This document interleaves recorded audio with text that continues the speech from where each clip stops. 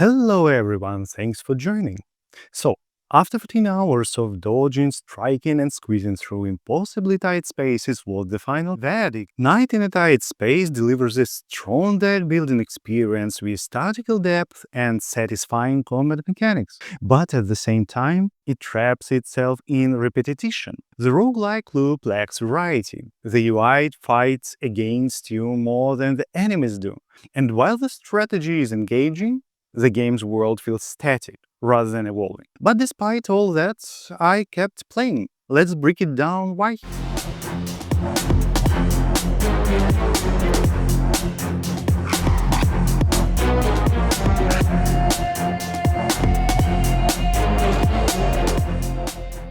But before we title the game, let's take a step back and look at the genre it belongs to. Deckbuilding games are thriving in the indie scene, with countless teams offering letting you become a card-collecting strategist in every setting imaginable. The undisputed king, Slay the Spire. It defined modern deck builders when it launched in 2019. But if you ask me, it's been overshadowed by Knock on the Coffin Lid. Since its early access debut in 2020, Knock has tried to expand on Slay the Spire ideas with a more narrative-driven adventure, unique playable characters with distinct abilities, RPG-inspired gear mechanics, a branching map with quests that force different playstyles. And in my opinion, Night in a Tight Space feels like it wants to be more of a successor of Knock on the Coffin Lid than a homage to Slay the Spire. And we are coming finally to the game. As a roguelike deck builder with turn-based tactics, Night in a Tight Space plays by the book. Pick a perk, grab a deck, and start solving battles like puzzles, balancing actions, limitations, and strategic movement. The RPG influence from Slay the Spire is clear, with permanent equipment buffs and consumables that offer one-time lifesavers. But the real charm is in how space and movement become key elements of combat. The core gameplay is quite simple. You are stuck in a tight space and the goal is to eliminate everyone else. But it's not just about playing attack cards. You can, and should for sure, use everything around you. Dodge into enemies' fire to redirect it. Shove opponents into hazards, throw them off ledges, and use their own allies against them. Each encounter can be tackled in multiple ways, keeping combat fresh and unpredictable, something every good roguelike strives for. Another smart addition is the point system, which lets you earn and spend resources for free attacks or movement. It's a lifesaver when used wisely, but you can't rely on it too much. Unused points burn out if you don't act, forcing strategic decision-making rather than passive accumulation. The game also introduces combat challenges that reward creative play, offering extra loot for players willing to think outside the box. And let me tell you, some of these challenges are brutally difficult, even on standard difficulty. Without a solid lineup of enemies, all these mechanics would mean nothing. Luckily, Night in a Tight Space delivers. The enemy AI isn't just filler, it actively adapts to the environment in ways that force you to rethink your tactics. Enemies will avoid ledges to prevent being thrown off, box you in to limit movement, and position themselves to set up devastating combos. Some act as shields for ranged attackers, while others push you towards hazards. And in necromancers that summon reinforcements, enemies that move when you move, and those that manipulate the battlefield. And suddenly, every fight becomes a strategic puzzle rather than a simple brawl. Further into the game, the fights only get more dynamic. I constantly found myself using every trick I had, shuffling through my deck, maximizing spaces, and exploiting enemy behaviors just to stay alive. Here's where things start to fall apart. The same boss appears at the end of every run.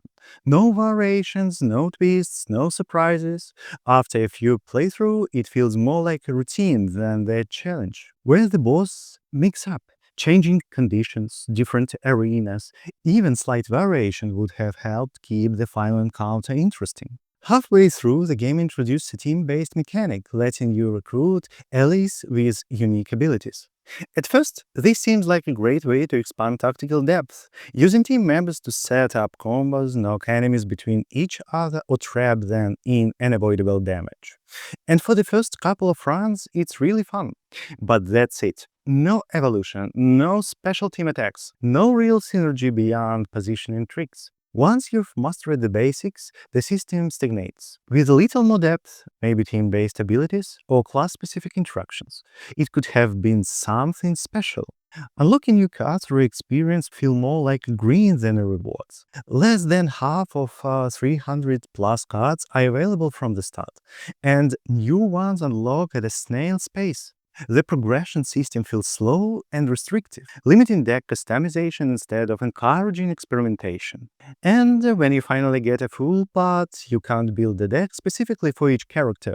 Instead, you just make do with whatever random cards you've unlocked. That means party members end up as extra actions rather than unique fighters, making the system feel underdeveloped. The map design follows the classic roguelike structure, branching paths filled with battles, shops, and rest points. Functional, but quite static. The low variety in routes make each run feel too familiar, too quickly, lacking the dynamic, evolving maps that keeps roguelikes fresh. For me, Knock on the Coffin lead set the gold standard here, offering far more variety in both path and encounters. Compared to that, Night and Ice Space feels flat, like you're walking the same road over and over. That said, the side quests do help. They add a bit of extra flavor, offering new challenges and occasional reward. But in the grand scheme of things, they're just small sprinkles on the otherwise predictable path. Some offer extra rewards like money or equipment, while others let you recruit allies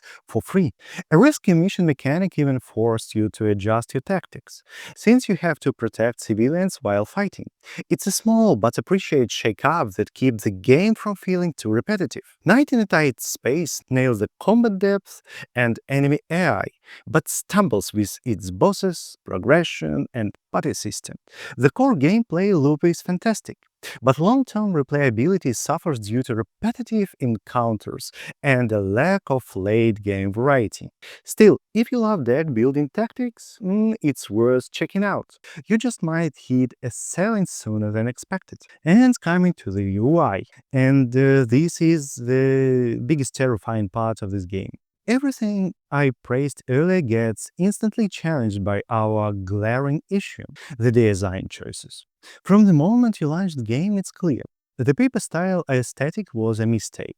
Instead of feeling stylish, it looks unfinished. First impressions, brutal. The menu is grayscale nightmare, and finding the active button took me 5 minutes. Gray means selected. White means inactive?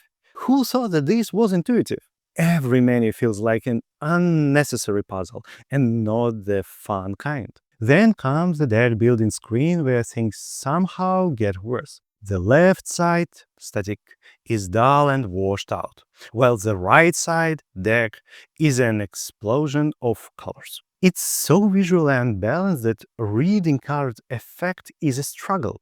Your eyes just keeping jumping between extremes. Surprisingly, the combat UI is fine. Enemies and attacks are well marked, and despite the gray tones, everything finally makes sense. But the real issue, repetition.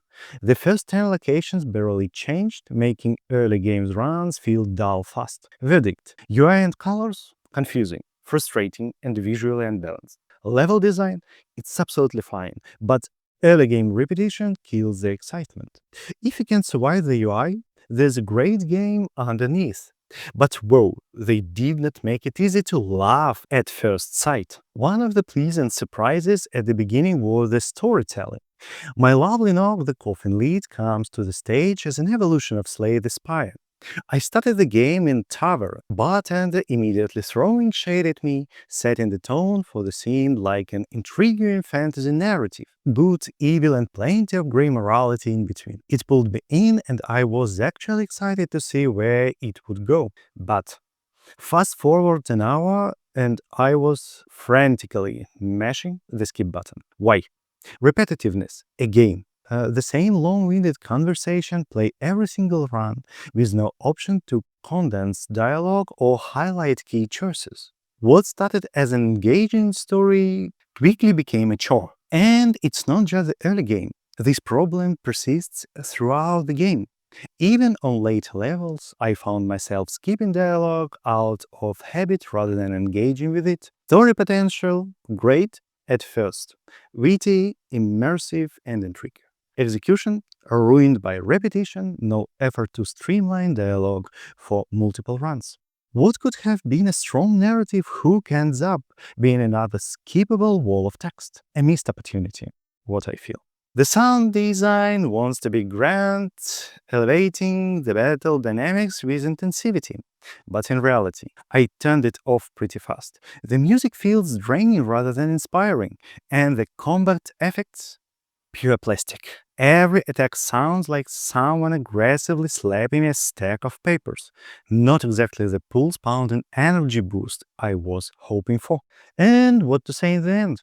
Night in a Tide Space nails its turn-based tactics and deck building, proving itself as a worthlessly the spy successor. But while the combat system shines, everything else, UI, pacing, and roguelike structure feels trapped in the circles of repetition. The game's own roguelike DNA holds it back, making runs feel too predictable over time, especially with the rigid bosses encounters, clunky party mechanics, and a world that feels static due to low variety in map design. And yet, I spent 14 hours of playing, which says something, right? The core gameplay is strong. I enjoyed experimenting with different strategies, and solving each level felt like a rewarding puzzle. From a tactical standpoint, no complaints at all. No crashes, no bugs, and it ran smoothly and 50 FPS on Steam Deck for hours. In the end, Night in Tight Space is a game that excels in mechanics but struggles in execution. The UI fights you, the world never really changes, and the novelty wears off faster than it should be. But somehow, despite all of that, I still want to play more. Maybe it's the challenge, maybe it's the satisfaction of figuring out the perfect move, or maybe I just enjoy a good fight, even if the game throws as many punches at me as enemies do. I hope the devs keep updating it, adding more variety and refining late game mechanics. Because despite my gripes, yeah, I probably will come back for 13 hours more. Have a good game and see you soon.